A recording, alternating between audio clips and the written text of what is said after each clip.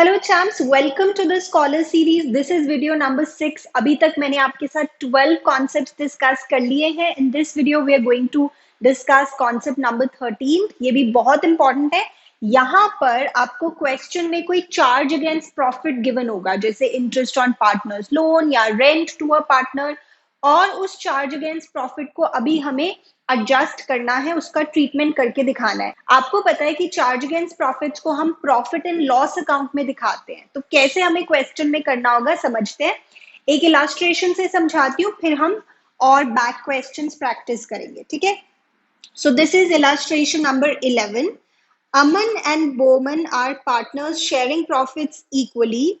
Business is being carried from the property owned by Aman on a yearly rent of rupees 24,000. Aman is to get salary of rupees 1,20,000 per annum and Bowman is to get commission at the rate of 5% of net sales. तो आपको पता है कि partner की salary या partner की commission, ये तो हमारे एप्रोप्रिएशन ऑफ प्रॉफिट होते हैं, इन्हें तो हम पीएनएल एप्रोप्रिएशन अकाउंट में दिखाएंगे।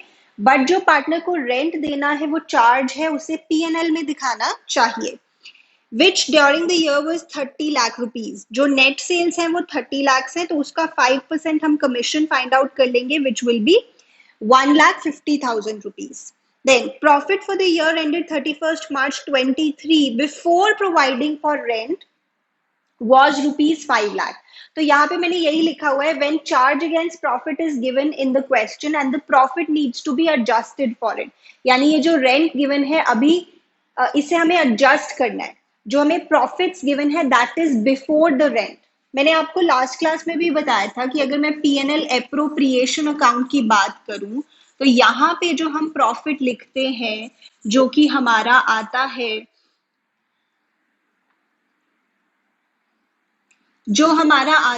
पीएनएल से, this should be after the charge against profits, right. तो यहाँ पे जो 5 लाख का प्रॉफिट गिवन है, क्या मैं उसको यहाँ पे लिख दूं? Is that correct? No, that is not correct, क्योंकि that is before rent. But मुझे यहाँ पे जो प्रॉफिट लिखना है, that should be after the charge against profit. You know, rent to a partner is the charge against profit. तो इसमें से अभी मुझे चार्ज को माइनस करना है, फिर मुझे यहाँ पे लिखना चाहिए, ठीक है। अब इस क्वेश्चन को करने के दो तरीके हैं, एक लॉन्ग कट है, एक शॉर्टकट है। मैं आपको दोनों समझाऊंगी, बट आने वाले क्वेश्चंस में हम शॉर्टकट ही प्रेफर करेंगे, क्योंकि उससे टाइम सेव होता है, ठीक है। चलो, जैसा आपको पता है कि चार्ज अगेंस्ट प्रॉफिट को हम पीएनएल में दिखाते हैं, तो यहाँ पे जो लॉन्ग मेथड है क्वेश्चन को करने का, वो ये है कि पहले आप प्रॉफिट एंड लॉस अकाउंट बनाओ और जो चार्ज है वो इसमें शो करो, और फिर पीएनएल एप्रोप्रिएशन अकाउंट बनाओ और जो भी एप्रोप्रिएशन ऑफ प्रॉफिट्स है वो उसमें शो करो, ठीक है। तो this is the long method. For your knowledge I am telling you, but हम शॉर्ट मेथड ही फॉलो करेंगे आगे चल के।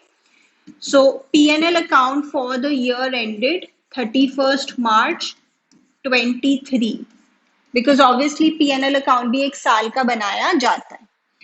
तो यहाँ पर हमें प्रॉफिट जो गिवन है 5 लाख का, उसमें से हमें एक चार्ज देना है, क्योंकि this is before the rent. तो रेंट जो देना है पार्टनर को, वो चार्ज होता है, और खर्चा है तो डेबिट साइड पे शो किया। How much is the rent? 24,000। 24,000 का रेंट है। क्यों इसे यहाँ पे शो कर रहे हैं? क्योंकि ये चार्ज है। इतनी बात तो आपको समझ में आ गई होगी, ठीक है। अब यहाँ पर हमारा आ जाता है नेट प्रॉफिट, जो कि हम ट्रांसफर करेंगे पीएनएल एप्रोप्रिएशन अकाउंट में। Transferred to P&L appropriation account. So this is 4,76,000. 4,76,000, ठीक है। चलिए, इसके बाद हमें बनाना चाहिए P&L appropriation account, right? Profit and loss appropriation account. बहुत ही लॉजिकल बात है, बहुत ही सिंपल बात है। For the year ended, proper formats बनाएंगे। For the year ended 31st March 23। तो यहां पर अब हम ये प्रॉफिट नीचे ले आते हैं. So here we write by P&L account, bracket में we can write net profit. This is 4,76,000. 4,76,000. ठीक है.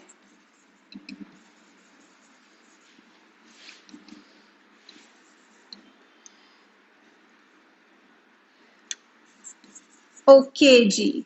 अब यहाँ पे जितने भी एप्रोप्रिएशंस है वो लिख देते हैं. जैसे one is salary and one is the commission. Aman की क्या है? सैलरी है.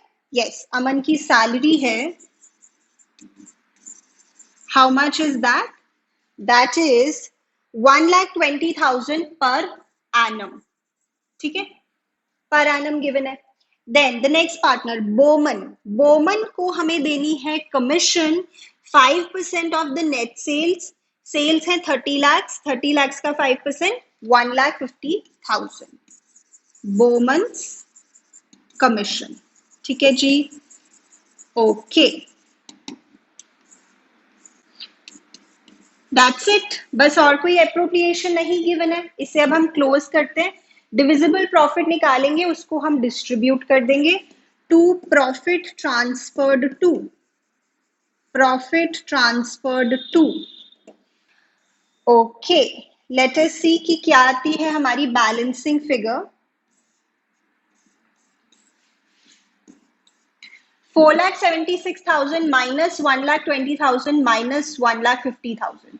तो ये 2,70,000 इसमें से माइनस करना है. 2,70,000. सो आंसर आएगा 2,06,000. What is the profit sharing ratio? That is equal given in the question. So 1:1 की रेशो में हम इसे डिस्ट्रीब्यूट कर देंगे अमन और बोमन के बीच में. So that will be 1,03,000. 1,03,000. ठीक है, दैट्स इट. ये हमारा पूरा क्वेश्चन कंप्लीट हो गया. तो ये हमारा एक लॉन्ग मेथड था. यहाँ पे पहले हमने P&L अकाउंट बनाया, फिर P&L एप्रोप्रिएशन अकाउंट बनाया. ठीक है, I hope you have noted this. या फिर हम इसे एक शॉर्टकट से कर सकते थे which is quiet time saving और CBSE very much allows it. ठीक है, तो जो दूसरा मेथड है जो हम फॉलो करेंगे आगे के क्वेश्चंस में भी, उसमें हम दो अकाउंट्स नहीं बनाते. जैसे लॉन्ग मेथड में तो हमने P&L अकाउंट बनाया, फिर P&L एप्रोप्रिएशन अकाउंट बनाया. शॉर्ट मेथड में हम एक ही अकाउंट बनाएंगे, that is profit and loss appropriation account, और उसी में हम चार्ज को भी दिखा देंगे. कैसे दिखा देंगे देखना. So profit and loss appropriation account for the year ended, for the year ended 31st March 23. ठीक है, तो हम एक ही अकाउंट बना रहे हैं शॉर्ट मेथड में. तो देखो कैसे करना है. यहां पर जैसे हम लिखते हैं by profit and loss account, bracket में नेट प्रॉफिट लिखते हैं, तो यहीं पर हम चार्ज को भी माइनस करके दिखा देंगे प्रॉफिट में से. कैसे? जैसे 5 लाख का प्रॉफिट है और उसमें से अभी हमें चार्ज माइनस करना है 24,000 का, which is the rent to partner. 24,000 का चार्ज आप यहीं पे माइनस करके दिखा दो एंड यू कैन प्रोसीड. देखो, जो हमने लॉन्ग मेथड किया था उसमें भी तो इधर 4,76,000 आ रहा था, तो इधर भी 4,76,000 आ रहा है, तो इट इज फाइन. अच्छा, अब अगर बच्चे कहें कि मैम ये 24,000 आपने यहाँ पे माइनस किया है, इसको यहाँ पे दिखा दो ना, क्या प्रॉब्लम है? That will be completely wrong. अगर आपने ये 24,000 का जो एक्सपेंस है रेंट टू पार्टनर उसे यहाँ डेबिट साइड पे दिखा दिया तो आपका पूरा आंसर गलत हो जाएगा. व्हाई? बिकॉज अगर आपने इसको डेबिट साइड पे दिखाया है तो आपने इसको एप्रोप्रिएशन मान लिया, जैसे बाकी एप्रोप्रिएशंस को हम डेबिट साइड पे दिखाते हैं, बट दैट इज रॉन्ग ना. तो अगर आप यहां से माइनस करके दिखा रहे हो दैट इज ओके. ये बात यहां से क्लियर है कि इसको हमने चार्ज माना है अगर यहां से माइनस करके दिखा रहे हैं. बट अगर यहां दिखा दिया मैंने 24,000 तो वो गलत हो जाएगा. उसका मतलब होगा कि इसे हमने एप्रोप्रिएशन मान लिया, विच इज रॉन्ग. तो चार्ज को आप यहीं पे प्रॉफिट में से माइनस करके दिखा सकते हो, शॉर्टकट है ये, पीएनएल अकाउंट बनाने की जरूरत नहीं है। This is perfectly all right, ठीक है। प्लीज ध्यान रखें आने वाले क्वेश्चंस में जब भी क्वेश्चन में कोई चार्ज गिवन होगा और अभी हमें उसे एडजस्ट करना होगा, प्रॉफिट्स में से माइनस करना होगा, तो हम यहीं पे उसको इस तरह से माइनस करके दिखा देंगे। हम पीएनएल अकाउंट बनाने की हमें रिक्वायरमेंट नहीं है, अगर आप बनाते हो दैट इज ऑल्सो फाइन, उसमें भी कोई गलत नहीं है। तो ये जो रेंट टू पार्टनर है वो हमने यहीं से माइनस करके दिखा दिया, इससे यही पता लग रहा है कि ये चार्ज है, ठीक है। और आगे वैसे ही प्रोसीड करना है, जैसे यहाँ पे जो भी हमारी अप्रोप्रिएशंस थी, अमन की सैलरी थी, Aman's salary that was 1,20,000 and Boman की कमीशन थी, Boman's commission that was 1,50,000, right. ठीक है, बस अब बैलेंसिंग फिगर आ जाएगी, डिविजिबल प्रॉफिट्स, और वो हम पार्टनर्स के बीच में डिस्ट्रीब्यूट कर देंगे जैसे पहले किया था, नथिंग स्पेशल हियर। 2,06,000 के प्रॉफिट्स है, to profit transferred to, ratio यहाँ पे इक्वल है, राइट बच्चे। तो शॉर्ट मेथड हम आगे क्वेश्चंस में फॉलो करेंगे, चार्ज अगेंस्ट प्रॉफिट को यहीं पे क्रेडिट साइड पे प्रॉफिट्स में से माइनस करके दिखा देंगे, ठीक है। नोट कर लीजिए इसे, प्लीज नोट दिस। चलिए आगे बढ़ते हैं। सो लास्ट क्लास में मैंने आपको एक कॉन्सेप्ट करवाया था, दैट वाज कि अगर आपको प्रॉफिट्स गिवन है क्वेश्चन में आफ्टर एप्रोप्रिएशंस, तो हमें उन्हें बिफोर एप्रोप्रिएशन बनाना पड़ता है बाय एडिंग द एप्रोप्रिएशन। याद है ना, लास्ट क्लास में एक एग्जांपल दिया था कि कुछ प्रॉफिट्स होंगे बिफोर पार्टनर सैलरी, फिर उसमें से 24,000 की सैलरी दी है पार्टनर की, और सैलरी देने के बाद 4 लाख के प्रॉफिट्स हैं आफ्टर सैलरी। तो बिफोर सैलरी कितने प्रॉफिट्स होंगे? 4,24,000, that is 4 lakh plus 24,000, 4,24,000। That concept and this concept which I have just taught you, जिसमें आपको चार्ज अगेंस्ट प्रॉफिट गिवन होगा क्वेश्चन में और अभी उसे हमें एडजस्ट करना है, इन दोनों कॉन्सेप्ट्स को अगर हम मिक्स कर दें और एक ही क्वेश्चन में ये दोनों कॉन्सेप्ट्स हो, तो क्या हम कर सकते हैं? डेफिनेटली। तो ये भी आपकी बुक का एक क्वेश्चन है, इंपॉर्टेंट क्वेश्चन है, क्वेश्चन नंबर 17। इसमें आपका कॉन्सेप्ट नंबर 13 ये वाला और कॉन्सेप्ट नंबर 12 दोनों मिक्स है। तो हम इसे सॉल्व करते हैं, बहुत मजा आएगा सॉल्व करने में, and this is an important question, ठीक है। तो प्लीज इसे आप मार्क करें, आप लिख सकते हैं अपनी अंडरस्टैंडिंग के लिए, अपनी अंडरस्टैंडिंग के लिए कि this is a mix of concept number 12 and concept number 13, ठीक है।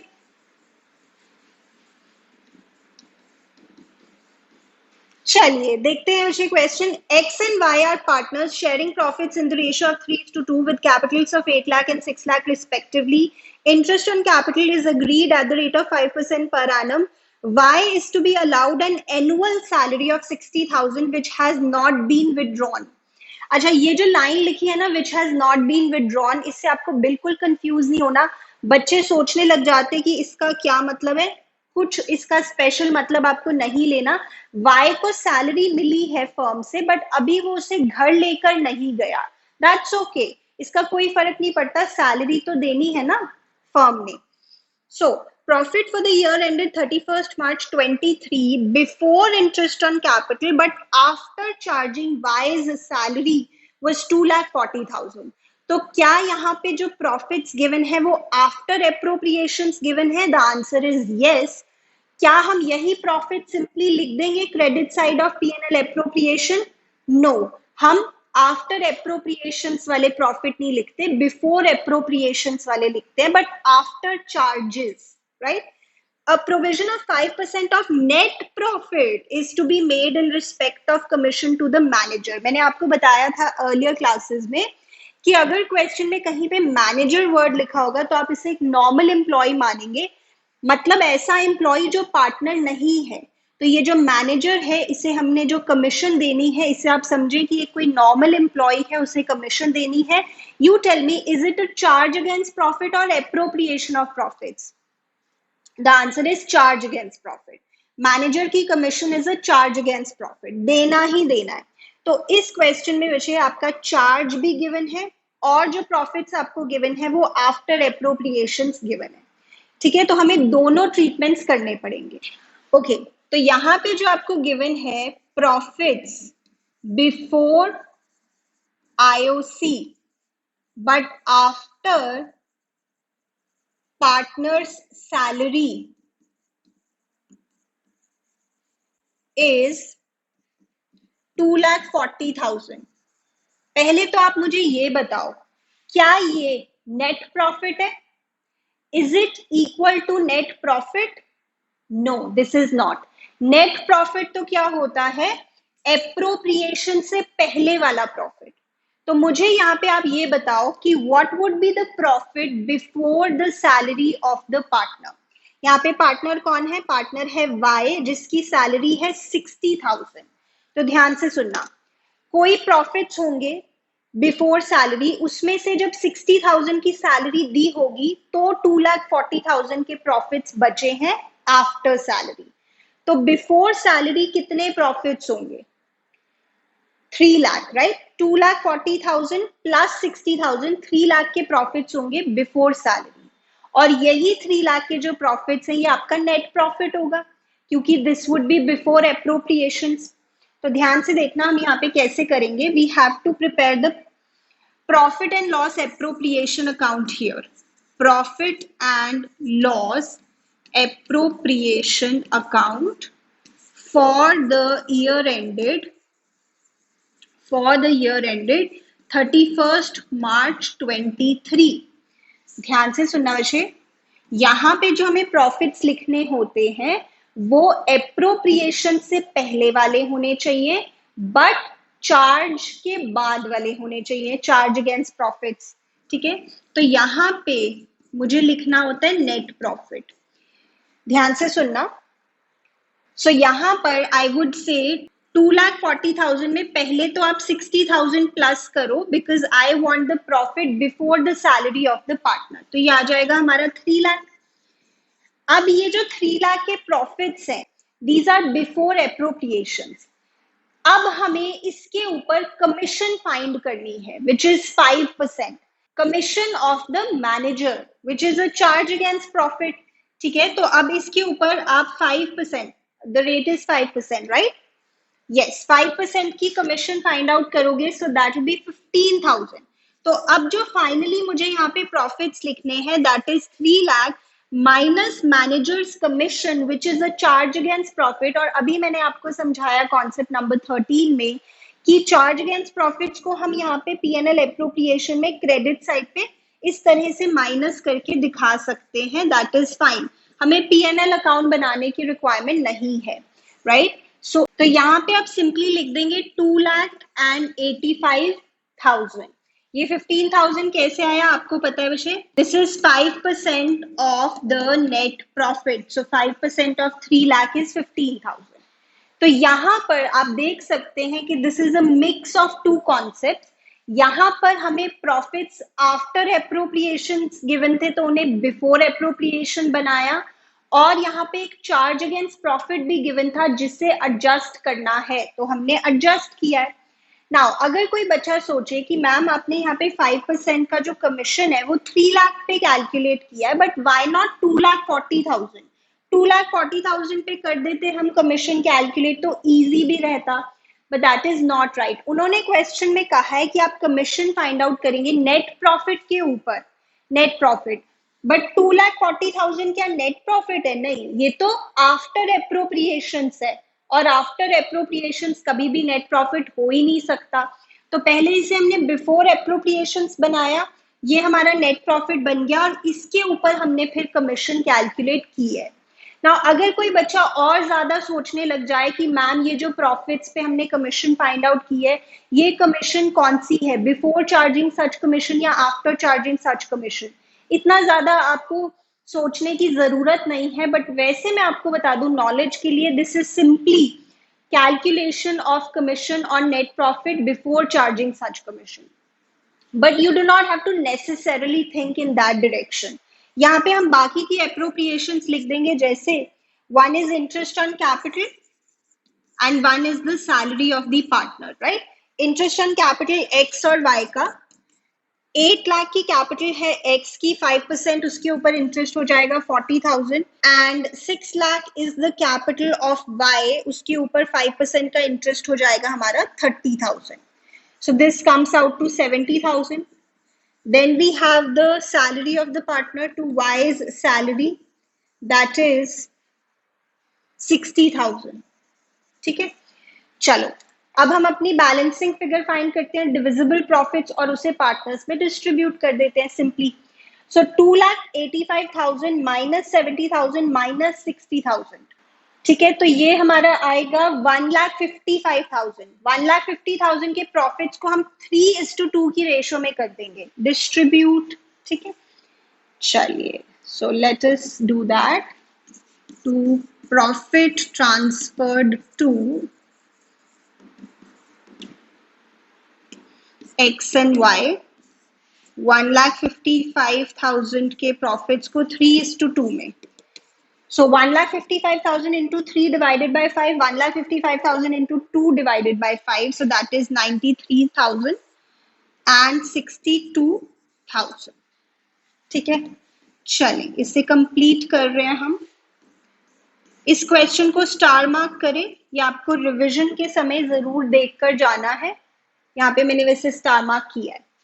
ठीक है, नोट कर लीजिए इसे. चलिए बच्चे, अब यहाँ पर हम एक और बहुत ही इंपॉर्टेंट कॉन्सेप्ट और क्वेश्चन डिस्कस कर रहे हैं. This is also extremely important question है, क्वेश्चन नंबर 32. इसे भी हम स्टार मार्क करेंगे. ठीक है, देखते हैं.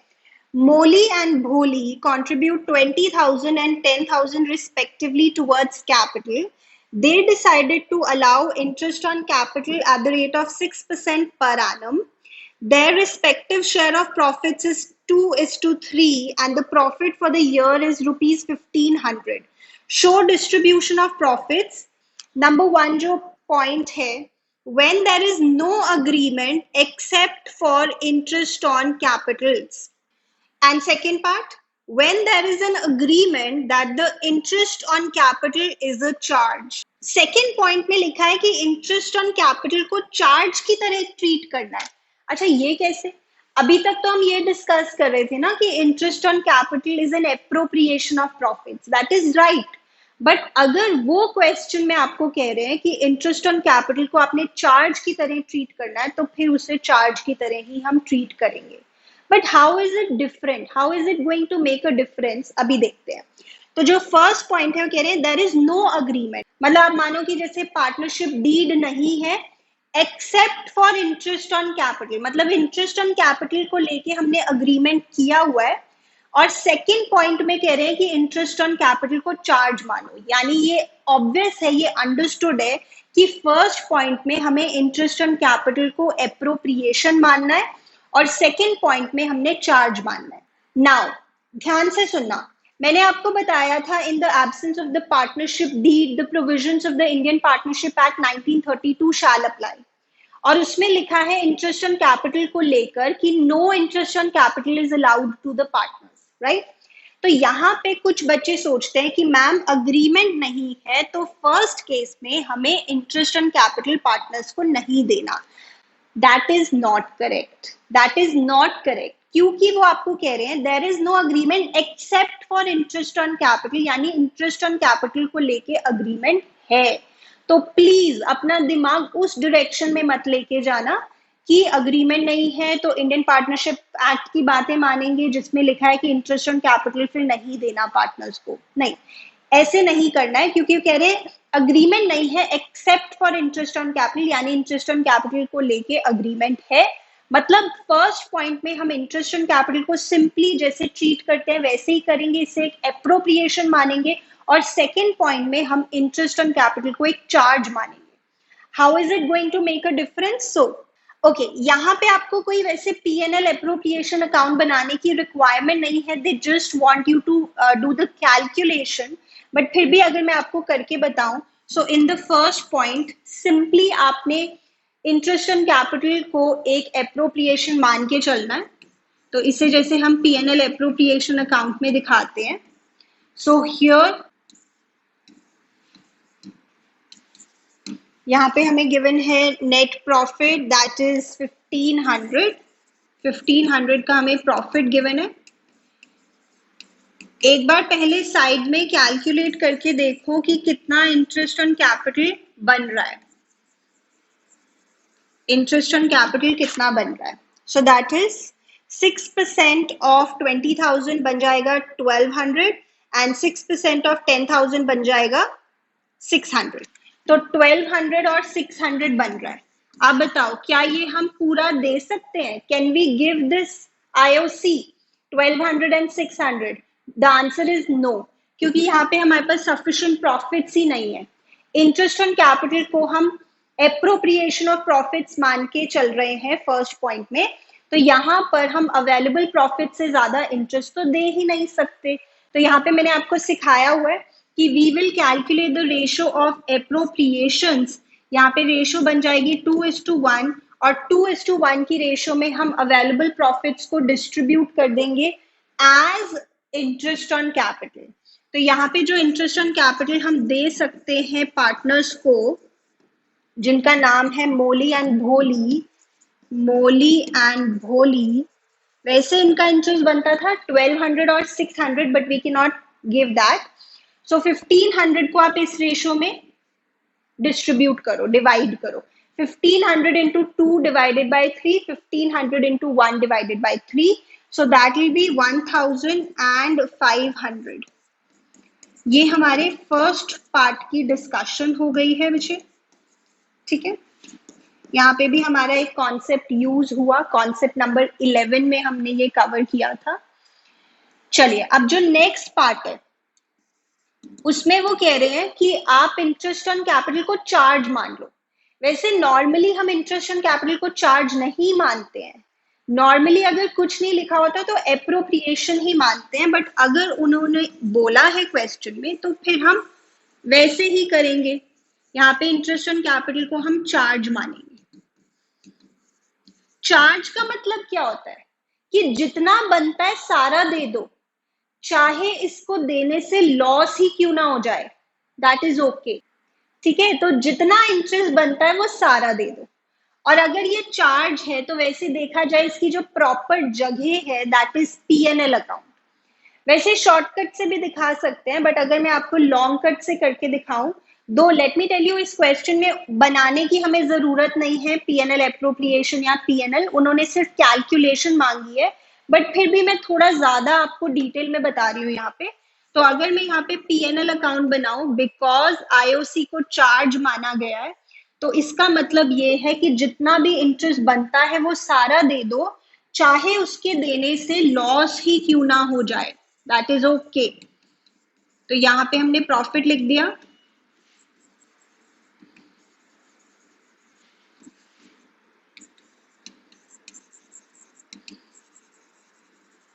तो यहाँ पे हम इंटरेस्ट दे देंगे, जैसे ये एक खर्चा है, इसे हमने चार्ज माना है, तो मोली का बनता है 1200 और भोली का बनता है 600, so this is 1800। Now there is a loss of 300। Now let me tell you Vijay, यहाँ पे मुझे ना थोड़ी सी डिस्कशन आपके साथ करनी है, आने वाली क्लासेस में भी मैं इसके बारे में बात करूंगी आपके साथ, कि ये जो लॉस की डिस्ट्रीब्यूशन है ना, इसे आप यहाँ पे शो कर सकते हो, पीएनएल अकाउंट में ही लॉस की डिस्ट्रीब्यूशन आप शो कर सकते हो। 300 का लॉस मैं अभी करके दिखाती हूँ, या फिर यहाँ पे जो लॉस आएगा नेट लॉस, उसको आप नीचे ले आओ पीएनएल एप्रोप्रिएशन अकाउंट में और वहां पे उसकी डिस्ट्रीब्यूशन शो करो। सो इन शॉर्ट, अगर लॉस आ रहा है उसकी डिस्ट्रीब्यूशन को आप पीएनएल में ही दिखा दो। इसका लॉजिक ये बनता है कि अगर लॉस आ रहा है तो हमें अगले अकाउंट तक जाने की जरूरत ही नहीं है, क्योंकि अगला अकाउंट होता है पीएनएल एप्रोप्रिएशन अकाउंट, और उसमें हम वो चीजें शो करते हैं, एप्रोप्रिएशन शो करते हैं, जो हम तभी करेंगे जब सफिशिएंट प्रॉफिट्स होंगे। तो अगर लॉसेस हैं तो अगले अकाउंट तक जाने की जरूरत ही नहीं है। तो एक पॉइंट ऑफ व्यू तो ये है। दूसरा पॉइंट ऑफ व्यू ये है कि अगर क्वेश्चन में स्पेसिफिकली लिखा है कि पीएनएल एप्रोप्रिएशन अकाउंट ही बनाना है, तो हम यहाँ पर नेट लॉस दिखा देंगे, फिर उसे नीचे कैरी कर लेंगे पीएनएल एप्रोप्रिएशन में और वहां पे उसकी डिस्ट्रीब्यूशन दिखा देंगे। That is also completely fine. So अगर question specifically PNL appropriation account मांग रहा है तो like I said, I am repeating, यहाँ पे नेट लॉस दिखा देंगे, उसकी डिस्ट्रीब्यूशन पीएनएल एप्रोप्रिएशन अकाउंट में दिखाएंगे। बट अगर ऐसा नहीं है तो हम नॉर्मली कर सकते हैं, लॉस की डिस्ट्रीब्यूशन हम पीएनएल अकाउंट में दिखा देते हैं, going by the logic like I said कि अगर लॉस है तो अगले अकाउंट में जाने की रिक्वायरमेंट ही नहीं है। तो मैं आपको दोनों करके बता देती हूँ। So here the loss is coming out to 300 rupees. 300 हम डिस्ट्रीब्यूट कर देंगे मोली और भोली के बीच में। सो लॉस ट्रांसफर्ड टू मोली भोली इन द रेशियो ऑफ 2:3, तो ये आएगा आपका 120 and 180।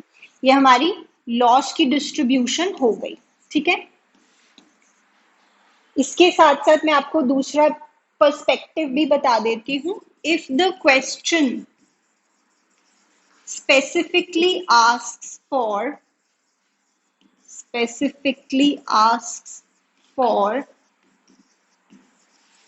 the preparation of P&L appropriation account, then we would show like this.